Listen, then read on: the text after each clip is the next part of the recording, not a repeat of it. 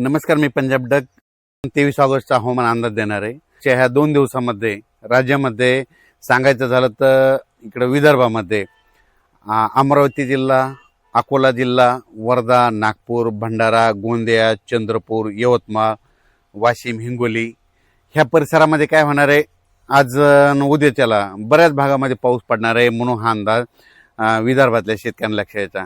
त्याच्यानंतर खास करून जे वंचित भाग राहिलेला आहे पाऊस वाचून, तर धाराशिव जिल्हा, सोलापूर जिल्हा, त्याच्यानंतर लातूर जिल्हा, त्याच्यानंतर बीड जिल्ह्याचा काही भाग, पाटोदा आष्टीचा, त्याच्यानंतर इकडं परभणी जिल्हा आणि जालना जिल्हा, नांदेड जिल्हा ह्या भागात देखील म्हणजे आज 23 ऑगस्टच्या दरम्यान आज दुपारनंतर 2:30च्या नंतर बऱ्याच भागामध्ये पाऊस दिसेल.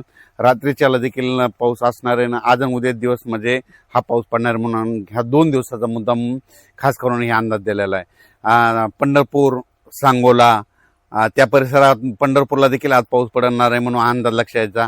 अक्कलकोट, उदगीर, नळदुर्ग, त्याच्यानंतर उमरगा, कंधार, लोहा ह्या पट्ट्यामध्ये देखील आज काय होणार आहे, बऱ्याच भागामध्ये पाऊस पडणार आहे म्हणून हा अंदाज लक्षात यायचा.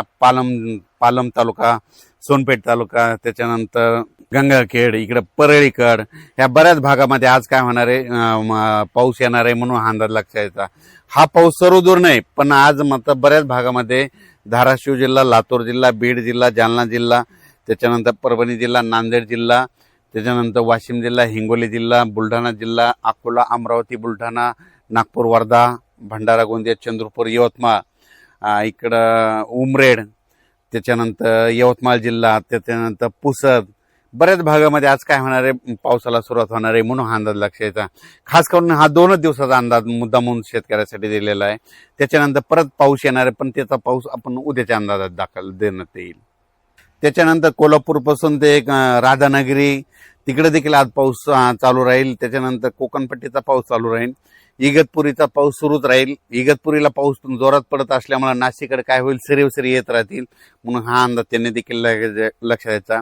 इकडं संगमनेरच्या म्हणजे पश्चिमेकडं त्या अकोले त्या परिसरात सरीच राहतील म्हणून हा अंदाज लक्षात यायचा.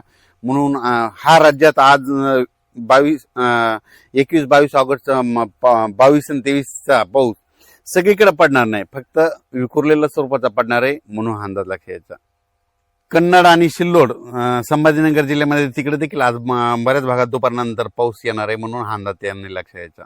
सध्या फक्त वरुणराजाची बॅटिंग फक्त विदर्भाकडेच आहे, म्हणजे त्यांच्याकडेच आहे. कारण की ना मग त्याच्यामध्ये कोणतं सांगतो की वर्धा, नागपूर, भंडारा, गोंदिया, चंद्रपूर, यवतमाळ, इकडं अकोला, अमरावती, पुन्हा मध्य प्रदेशचे जे लगतचे तालुके आहेत मोर्शी, अचलपूर, दर्यापूर, त्याच्यानंतर इकडं परतवाडा, इकडं जळगाव, जामोद ह्या पट्ट्यामध्येच काय होणार आहे, ह्या शेवटच्या आठवड्यामध्ये आता म्हणजे 18 ऑगस्ट ते 30 ऑगस्ट पर्यंत त्या परिसरामध्ये विदर्भातच पाऊस पडणार आहे.